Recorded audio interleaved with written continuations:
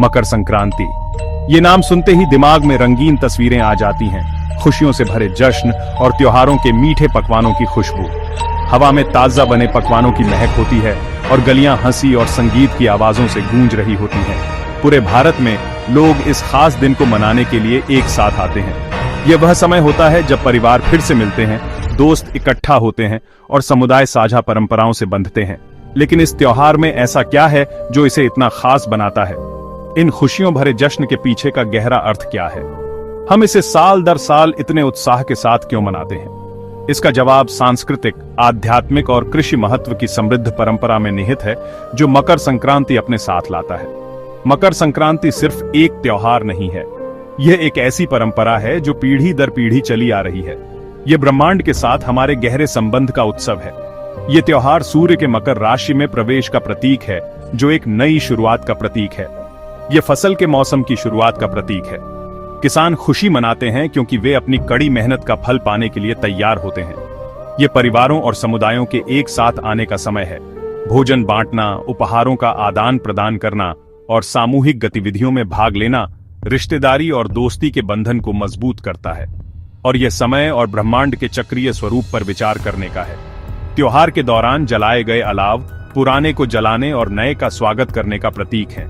यह त्योहार पूरे भारत में अलग अलग नामों और रीति रिवाजों से मनाया जाता है। पंजाब में इसे लोहड़ी के नाम से जाना जाता है, तमिलनाडु में इसे पोंगल कहा जाता है और असम में इसे बिहू के रूप में मनाया जाता है। लेकिन अंतर्निहित विषय वही रहता है। ये जीवन, नवीनीकरण और सूर्य की अनंत यात्रा का उत्सव है। ये सूर्य देव, सूर्य और आकाश में उनकी यात्रा का उत्सव है। लोग पृथ्वी पर जीवन को बनाए रखने में सूर्य की महत्वपूर्ण भूमिका को स्वीकार करते हुए प्रार्थना और कृतज्ञता अर्पित करते हैं। यह धरती की फसल के लिए धन्यवाद देने का समय है। फसलें किसानों की कड़ी मेहनत और समर्पण का प्रमाण है और यह एक नए मौसम के वादे की प्रतीक्षा करने का समय है। खेतों को बुवाई और विकास के अगले चक्र के लिए तैयार किया जाता है, जो आशा और नवीनीकरण का प्रतीक है। मकर संक्रांति की आकर्षक दुनिया में हमारे साथ आइए। साथ में हम इतिहास, परंपरा और अर्थ की परतों को उजागर करेंगे जो इस त्योहार को इतना खास बनाती हैं। हम इस प्रिय त्योहार के इतिहास, विज्ञान और सांस्कृतिक महत्व का पता लगाएंगे। प्राचीन रीति रिवाजों से लेकर आधुनिक समय के समारोहों तक मकर संक्रांति एक ऐसा त्योहार है जो पूरे भारत में लोगों को प्रेरित और एकजुट करता रहता है। तो इस यात्रा में हमारे साथ आइए और मकर संक्रांति के जादू का अनुभव कीजिए। मकर संक्रांति की जड़ें बहुत गहरी हैं, जो भारत में मानव सभ्यता के शुरुआती दिनों से चली आ रही है। ये भारत में सभ्यता की शुरुआत तक जाती है, जहां त्योहार प्रकृति और ब्रह्मांड की लय के साथ जुड़ा हुआ था।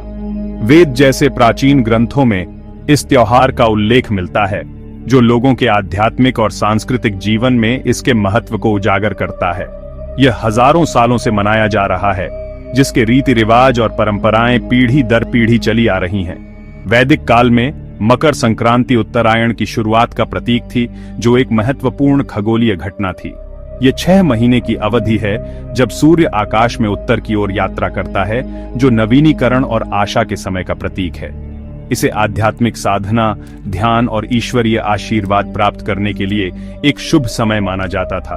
प्राचीन ऋषियों का मानना था कि उत्तरायण के दौरान स्वर्ग के द्वार खुले होते हैं, जो इसे आध्यात्मिक साधना के लिए एक आदर्श समय बनाते हैं। कृषि प्रधान समाजों के लिए मकर संक्रांति का हमेशा से एक विशेष महत्व रहा है, जो सर्दियों के संक्रांति के अंत और लंबे दिनों की शुरुआत का प्रतीक है। यह सर्दियों के संक्रांति के अंत का प्रतीक था, एक ऐसा समय जब दिन सबसे छोटे और रातें सबसे लंबी होती थीं। यह साल का सबसे छोटा दिन होता है, जो सौर कैलेंडर में एक महत्वपूर्ण मोड़ होता है। संक्रांति के बाद दिन लंबे होने लगते हैं, अपने साथ गर्मी और नई शुरुआत का वादा लेकर आते हैं। यह वसंत के आगमन और फसलों की बुवाई के समय का प्रतीक है, जो किसानों और उनकी आजीविका के लिए एक महत्वपूर्ण अवधि है।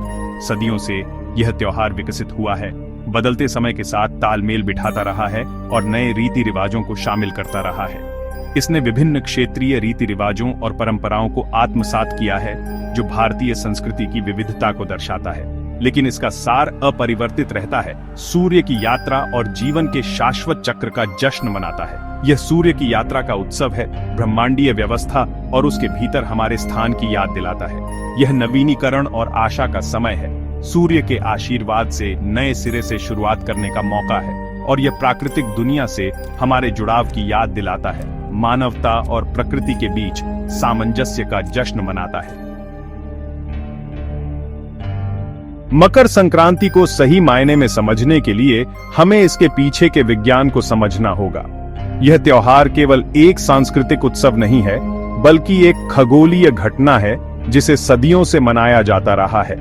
यह त्योहार शीतकालीन संक्रांति के साथ मेल खाता है, जो सूर्य के चारों ओर पृथ्वी की वार्षिक यात्रा में एक महत्वपूर्ण घटना है। यह एक खगोलीय घटना है जो तब होती है जब पृथ्वी का अक्ष सूर्य से सबसे दूर झुका होता है। पृथ्वी का झुकाव बदलते मौसमों और दिन और रात की अलग अलग लंबाई के लिए जिम्मेदार है। इस झुकाव के कारण सूर्य आकाश में अपने सबसे निचले बिंदु पर दिखाई देता है, जिससे लंबी परछाइयां पड़ती हैं और सर्दियों का अनोखा माहौल बनता है।